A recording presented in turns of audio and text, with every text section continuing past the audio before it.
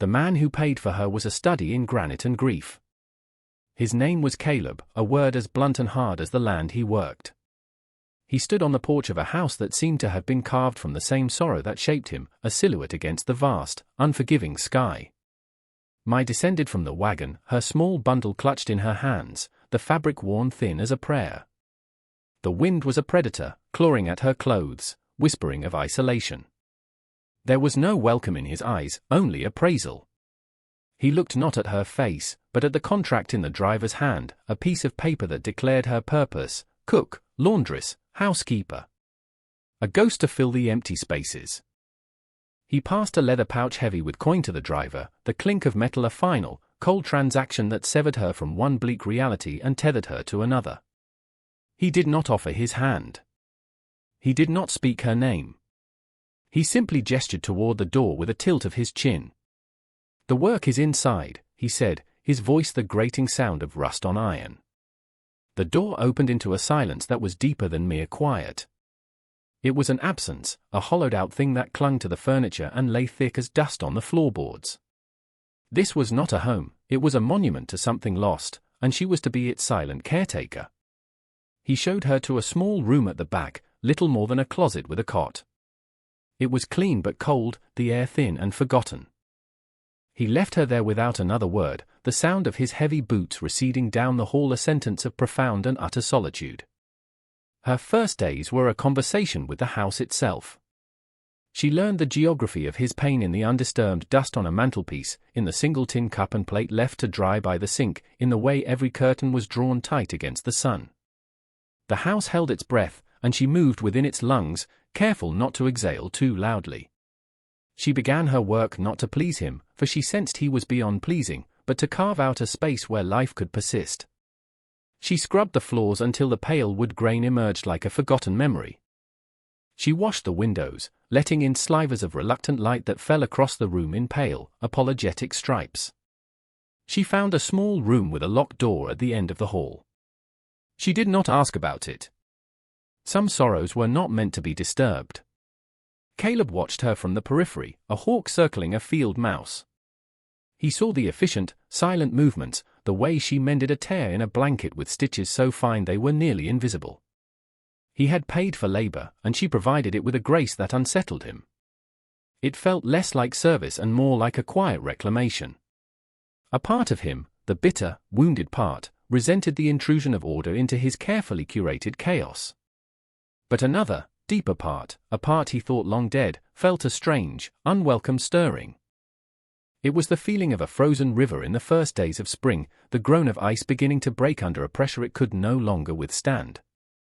He would find her polishing the tarnished silver of a single, small spoon, and the sight would send a shard of memory through him so sharp it stole his breath. He would turn and leave, retreating to the barn, to the familiar company of his own ghosts. One afternoon, while beating a rug outside, she saw the child. A small girl with hair the color of sun-bleached wheat and eyes the same stormy gray as her father's. She stood half-hidden behind a rain barrel, a ghost in her own home, watching Mai with a solemn, unblinking curiosity. Mai offered a small, hesitant smile. The child did not smile back, but she did not run.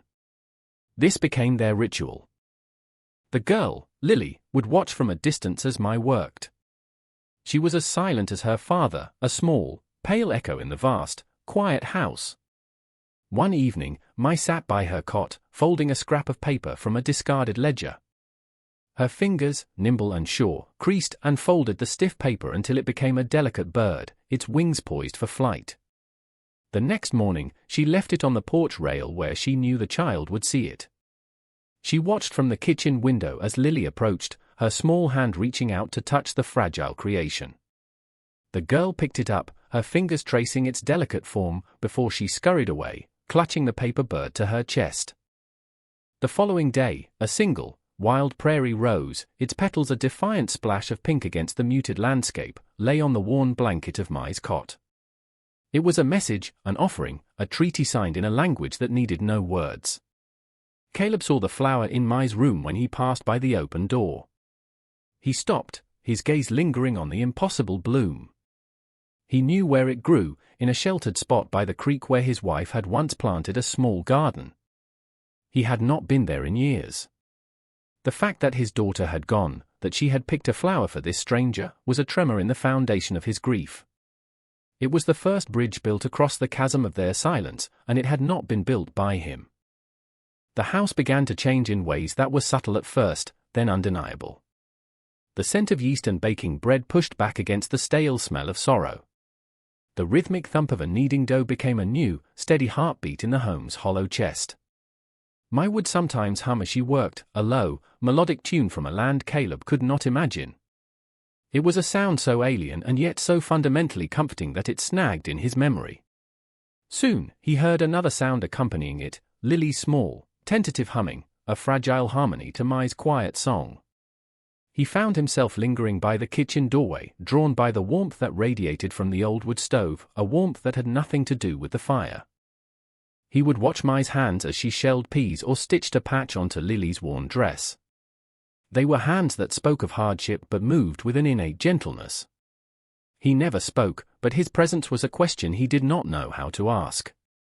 One evening, as Ma tucked Lily into bed, the child looked up at her, her grey eyes wide and serious in the lamplight. She had begun to speak to Ma in whispers, her voice a rusty key in a long unturned lock. "Ma," she whispered, her small hand clutching the paper bird. "Does my papa's heart hurt?" The question, in its devastating simplicity, hung in the air. Ma did not know the child's father was standing in the shadows of the hallway, his hand braced against the wall as if to hold himself upright. The word struck him with the force of a physical blow, a child's innocent observation that laid his soul bare. He retreated before Ma could answer, the question echoing in the frozen chambers of his heart, a crack spreading through the ice. He found her by a small patch of barren earth behind the house, where she was turning the soil with a rusty trowel. The ground was hard, packed dense by years of neglect and unforgiving sun.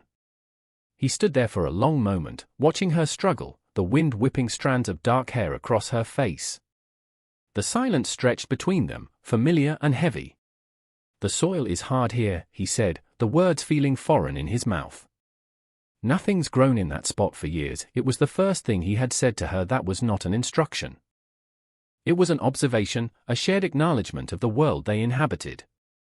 Ma paused, looking up at him, her expression unreadable.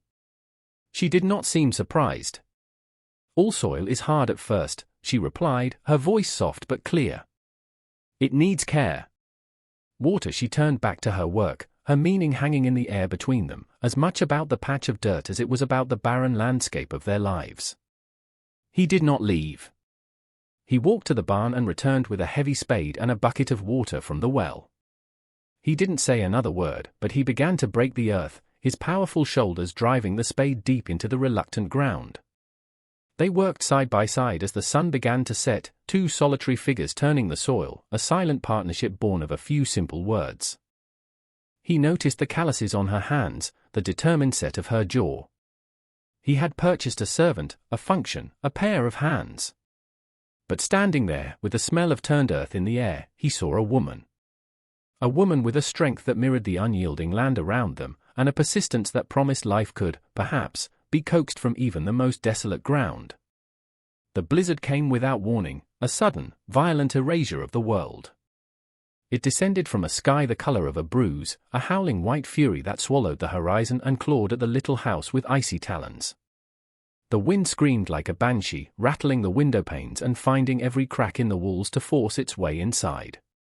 They were marooned, an island of fragile warmth in a roiling sea of white. On the second day, Lily began to cough, a dry, rasping sound that quickly deepened. By nightfall, she was burning with fever, her small body trembling under a mountain of blankets. Fear, cold and sharp, pierced Caleb's carefully constructed numbness. He was a capable man, a man who could mend a fence, break a horse, and read the sky, but he was utterly helpless against the fever that consumed his daughter. He saw the ghost of his wife in Lily's flushed face, felt the icy grip of a past tragedy threatening to repeat itself. He was paralyzed by it. But Ma was not. She moved with a calm, focused urgency. She bathed Lily's forehead with snow-melted water, her touch gentle and sure. She went to the small pouch she had carried with her, a bundle of dried herbs and roots that smelled of a distant earth. She crushed them, steeping them in hot water, the strange, aromatic steam filling the small room. She held the cup to Lily's lips, murmuring to her in a language he did not understand, the words like a soft, flowing river. He was forced to do nothing but watch, to trust this woman he barely knew with the only thing he had left to lose. He kept the fire roaring, his one useful contribution, and watched her through the long, dark hours, a silent, desperate vigil. In her unwavering care, he saw a strength he did not possess, a resilience that met the storm outside with a quiet storm of its own. The fire crackled, a lone beacon against the oppressive dark. The blizzard raged on, its voice a constant, mournful cry. Lily slept fitfully in her small bed, her breathing still shallow but no longer ragged. Mai sat in a chair beside her, her head bowed with exhaustion. Caleb sat across the room, the shadows carving deep hollows into his face. The silence in the room was different now, stretched thin by fear and shared vulnerability. There was a storm like this, he said, his voice a low rumble, barely audible above the wind. The night she was born. The night her mother. He didn't finish the sentence. He didn't have to. The words hung between them, heavy with unspoken grief. The doctor couldn't get through. I was alone. He looked at his hands, large and calloused, remembering how useless they had been. This room, he gestured vaguely toward the hallway, toward the locked door. It was to be the nursery. Sarah painted flowers on the wall. Tiny blue ones. He fell silent, the confession leaving him hollowed out. Mai listened, her gaze soft with an empathy that asked for nothing. After a long moment, she spoke, her own voice quiet and freighted with memory. In my village, the rains did not come. The ground cracked open like a thirsty mouth. The fields turned to dust. She looked into the fire, her eye seeing another time, another place. My parents, my little brother, we ate the seeds we had saved for planting. Then there was nothing. A man came to the village. He offered silver for passage. For a new life. She did not need to speak of the desperation, of the hunger that gnawed deeper than any grief. In the flickering firelight, they were no longer a master and his purchased servant. They were two survivors, two souls who had lost everything, their separate sorrows weaving together in the shared darkness, creating a fragile, unexpected tapestry of understanding. The storm outside had breached the walls inside, and in the wreckage, they had found a common ground. When the world returned, it was blindingly white and utterly silent. The storm had passed, leaving behind a landscape transformed, pristine and peaceful beneath a pale, benevolent sun. The silence that filled the house was no longer an absence, but a calm. Lily's fever had broken in the pre-dawn hours. She was weak, but her eyes were clear when she woke, and she asked for a drink of water in a small, thin voice. The relief that washed over Caleb was so profound it left him weak. He looked at Mai, who was sleeping in the chair, her face pale with exhaustion, and felt a surge of something he could only identify as gratitude, but it was deeper than that, more complex. It was a feeling that cracked open the frozen shell of his heart and let a sliver of warmth inside. Over the next few days, as the snow began to melt, the rhythm of the house shifted. The invisible walls between them had dissolved in the crucible of the storm. He began to help her, chopping wood and hauling it inside without being asked, taking a dipper of water to her as she scrubbed the floors. One afternoon, he sat on the porch, a block of pine in one hand and a knife in the other. He began to carve, the blade peeling away layers of wood to reveal a shape within. He worked for hours, his focus absolute. When he was finished, he held a small, intricately carved wooden bird. He went inside and placed it on the table next to Mai's paper one. It was a response, a companion piece, an acknowledgement. Later that day, he was mending a harness in the barn when she approached, holding out a steaming tin mug. "Tea," she said simply. He took it, their fingers brushing for a fraction of a second. He looked at her, really looked at her, and for the first time, he called her by her name. "Thank you, Mai." The trip to town was a necessity. The blizzard had depleted their supplies, and the thaw had made the roads passable again. As they rode in the wagon, Caleb, Mai, and Lily, it was the first time they had left the isolation of the ranch as a unit.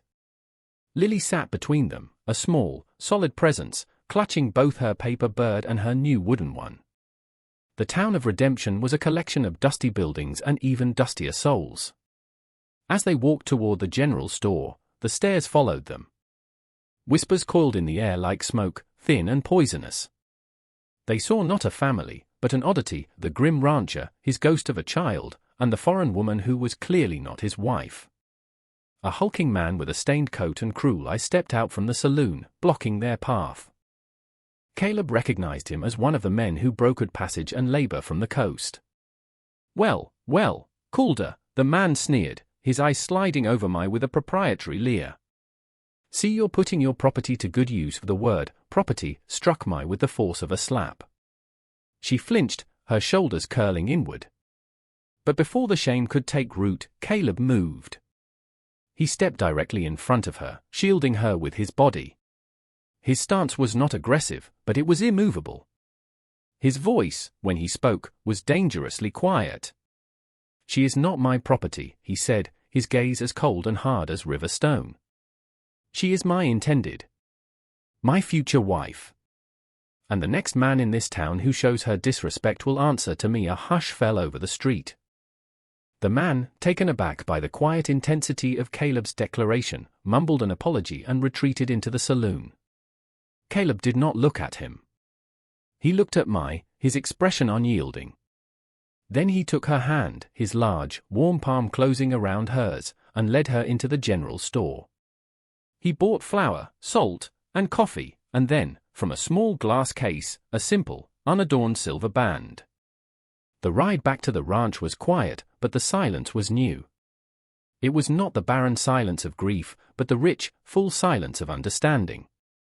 The silver ring sat in a small cloth bag in Caleb's pocket, a heavy, unspoken promise. The sun was low in the sky, casting long shadows across the prairie and painting the landscape in hues of gold and rose. The house, when they reached it, looked different. It no longer seemed like a monument to loss, but a sanctuary, a place of earned peace. He helped Mai and Lily down from the wagon, his hand lingering on Mai's arm for a moment longer than necessary. That evening, after Lily was asleep, he led Mai not to her small room, but down the hall to the locked door. He produced an old iron key from his pocket and turned it in the lock. The door swung open onto a room bathed in moonlight. It was no longer a sealed tomb of memory. It was clean, the floor swept, the air fresh. The faded blue flowers Sarah had painted on the wall were still there, faint but visible, like a gentle blessing from the past. He had prepared it. He turned to face her, his tall frame outlined by the pale light from the window. He took the small cloth bag from his pocket and retrieved the silver ring. It gleamed in the dim light. He didn't have the eloquent words of a poet, only the stark, honest truth of a man who had been returned to himself. He held out the ring. "The house needs a mistress," he began, his voice rough with emotion. "The child needs a mother." "And I?" He paused, his gaze meeting hers, raw and vulnerable. "I need a wife," he swallowed hard, laying his heart bare. "Not as part of a contract. Not as a payment. As a man asking a woman. Mai, will you marry me?" She looked from the ring to his face, seeing in his eyes not the granite of the man she had first met, but the rich, fertile earth he had turned with her, a ground where something new and beautiful could finally grow. A single tear traced a path down her cheek as she gave him her answer, a silent, graceful nod that spoke of storms weathered and a quiet, resilient love that had taken root in the hardest of soils.